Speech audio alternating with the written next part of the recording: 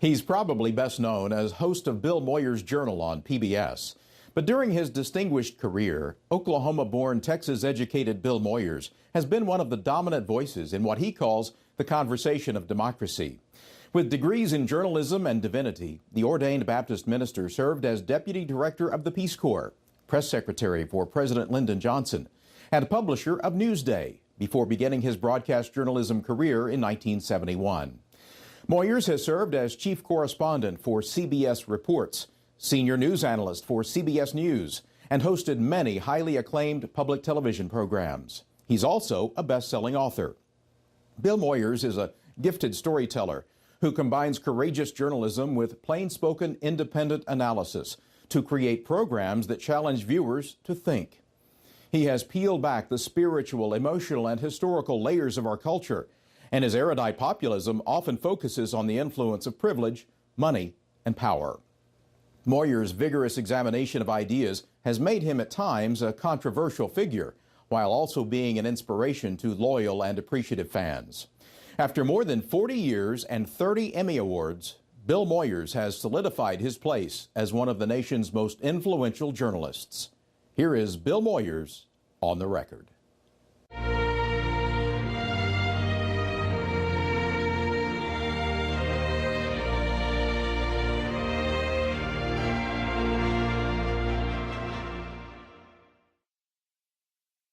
Bill, you were present at the creation of public television and radio.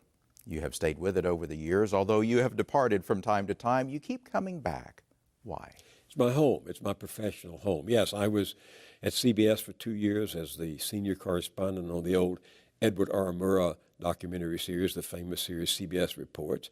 I succeeded Eric Sevareid at the CBS Evening News with Walter Cronkite as the nightly news commentator or essayist. But I keep coming back to public broadcasting because, well, I was there, as you say, when the original report came to the White House. It came to my desk recommending a public broadcasting system. I had left to go publish a newspaper by the time the president signed the Public Broadcasting Act of 1967. But I was there.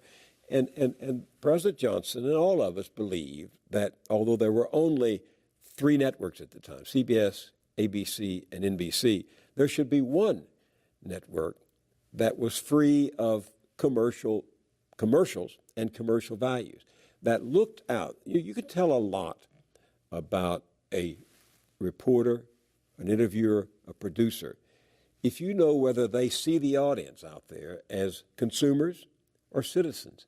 If we see them as consumers, we want to sell them something. And that's what commercial corporate television is about. But if we see them as citizens, want to know, need to know, wish to understand, then we shape our offerings to them differently as moral, intelligent, thinking people rather than just appetites. And that's what we wanted to do with public broadcasting, to offer one channel on the spectrum that was free of advertising and manipulation to try to get somebody to buy something. Public broadcasting continues to be challenged, though, by those that do not believe that public funds should go to support it. I've been in public broadcasting most of my 40 years. I've lived through one crisis after another, but this is the most dangerous time for public broadcasting since I have been a part of it. It's not only that we're in a period of, quote, austerity in which what people call unessential budgets are being cut. It's because of the incredible growth in information, the explosion of channels where you have so many options. Just reading the paper this morning about all the options on the sports that people like. It's just bewildering, overwhelming. So our constituency is different. Our funding is changing, and many public television stations actually are threatened with existential elimination, with that screen growing dark. We have got to find greater support from viewers like us, like you, and we have got to find additional sources of income from other places so that we can continue to offer the one sanctuary in this cornucopia of information that treats you as an intelligent, thinking, rational citizen. I don't know what would happen to this country's discourse, to our leisure time, to the standards of broadcasting if public broadcasting, public television, and public radio were to disappear. One of the criticisms of public broadcasting is that it's too safe and it's too reliant on political pressure, that it's susceptible to political pressure. Is there a way to do public broadcasting and create better journalism and separate it from that political pressure? Well, you're right. Political pressure is going to be brought to bear on any organization or institution that receives some of its funding from a legislature or a Congress or a government. And actually a very small percentage of public television's budget comes from the federal government, 17% I think it is. But that always opens the window. I mean, I've been the target of one repeated effort after another to get me off the air because some politician, could be a Democrat, often is a Republican, doesn't want to hear that alternative view to his or her reality. Some of us have been arguing for years that we need a trust fund, a dedicated amount of money, one time only, $1 billion, $2 billion, trivia today, that would remove us from any political process, any political appropriations process. The BBC, which is supported by a fee, a tax that people pay when they buy a television set, it's dedicated to the purposes of the BBC, has a budget of about $700 million a year for its programming, compared to public television in this country about $100 million a year. We need something like that. If people, the public, value what we do, we need a dedicated, independent source of funding. We are in the middle of an information explosion. How informed are we? Well, I think we're probably more informed than we have ever been. But are we better informed? That is, do we take the information we receive and think critically about it, analyze it, what's being said? How does it relate to my experience? Does it seem to be is there verification for what is being said? There's so little time for that now. I mean, it's like the emissions of automobiles. You can park your car and never drive it, but you can't escape the emissions that are coming from the exhaust pipes of all the other automobiles. And you cannot escape the information that is all around us. People are so affected by it. It's hard to sit and sort through it. You can be well informed today as a citizen, but you have to work at it. You really have to work at it to find the sources that you trust, and not just those that confirm your opinion or your own belief system, but to find those that you believe are driven by evidence, driven by reality. But you can do it. You have to work at it. Your programs certainly challenge those belief systems. Your programs are smart, they're provocative. What's your goal? The truth shall make you free. And I don't mean that in the biblical sense, although of salvation and redemption. I mean it in the sense that Thomas Jefferson said he prefers an informed citizenry to a stupid citizenry. I mean, I'm paraphrasing it, but that's what he said. No, look, I know something about denial. Our oldest son, when he was 30, crashed and almost died from drug and alcohol addiction. You would not have ever presumed this. He was a good citizen, a promising journalist, married, a good churchgoer, everything. We were in denial.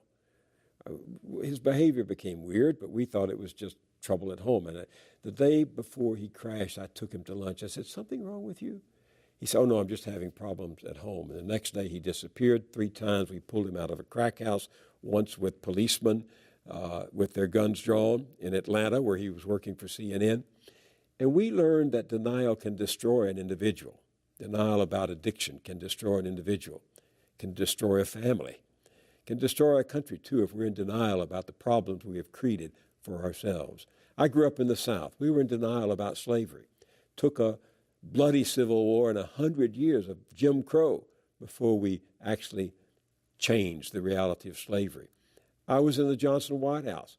We were in denial about the truth of Vietnam. We drew the wagons around the White House to ward off information that challenged our view of reality.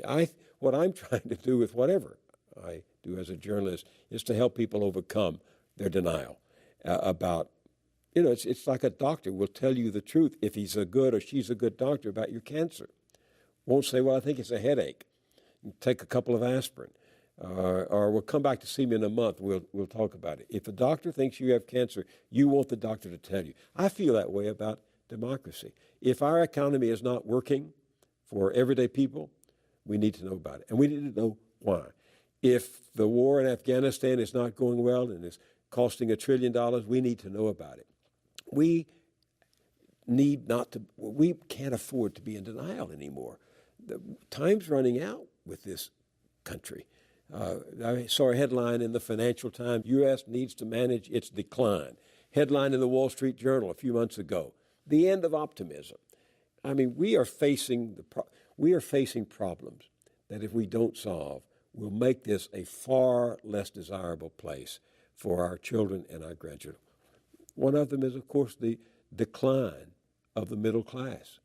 That was the pillar of democracy is a viable, strong middle class. People making between $30,000 and $90,000 a year who live by the rules, go about their jobs, and are good citizens. They're finding it harder and harder to make ends meet because our economy has been biased in favor of the few at the top, the 1%, rather than the 99%. You know why they've been occupying Wall Street, not only in New York, but elsewhere? They get it. They understand that Wall Street has occupied America. I saw Occupy Iowa sign the other day. A woman about my age was carrying it. It said, I couldn't afford to buy a politician, so I bought this sign. Well, people are getting it, that our system is corrupted by big money, by the privileged few, relative few at the top. If we are in denial about that, we're going to wake up one day and find that we're a plutocracy where power is derived from wealth and used to protect wealth. To hell with anybody else. You talk about that a lot in your programs, corporate power versus people power, big media, the influence of big media. What concerns you about journalism today and the direction it's heading? There are increasingly fewer places for independent voices. Corporate media is curtailed by the boundaries of corporate interests. I mean, all the big networks have business with government. GE, which did own NBC News, has contracts for weapons and big projects in Washington, so that their journalists have to look over their shoulder all the time about providing a different alternative than what the politicians want you to believe. And also, it's big corporate media is driven today by entertainment. How do you amuse people? There's a great friend of mine now, the late Neil Postman, a scholar at New York University, wrote a marvelous book many years ago called Amusing Ourselves to Death, in which he talked about the bread and circus aspect of media. We go there to be amused, not to be informed. Amusement's fun. I like to be amused myself. But if you can overdose on amusement, too, until your system is unable any longer to acknowledge, recognize, and act on reality. And big corporate media is all about entertainment, the bottom line. How can we reach the largest number of people so that we can deliver the largest number of eyeballs to our advertisers who can make the most money for the corporations? So the whole incentive is to downgrade the quality of our discourse, the quality of our entertainment, and the quality of our information.